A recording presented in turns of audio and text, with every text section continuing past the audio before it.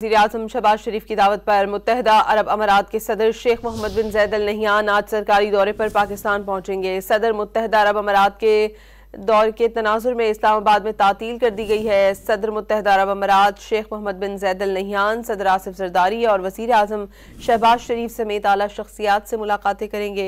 तर्जुमान दफ्तर खारजा के मुताबिक यूएई के सदर का दौरा दो तरफा तजारत, सरमायाकारी, तवानाई और तरक्की समेत मुख्तलिफ शोबों में ताउन बढ़ाने में मददगार साबित होगा।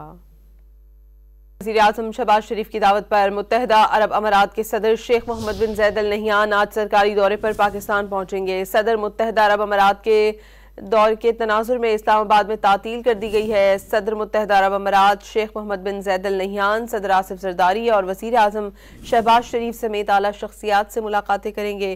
तर्जुमान दफ्तर खारजा के मुताबिक यूएई के सदर का दौरा दो तरफा तजारत, सरमायाकारी, तवानाई और तरक्की समेत मुख्तलिफ शोबों में ताउन बढ़ाने में मददगार साबित होगा।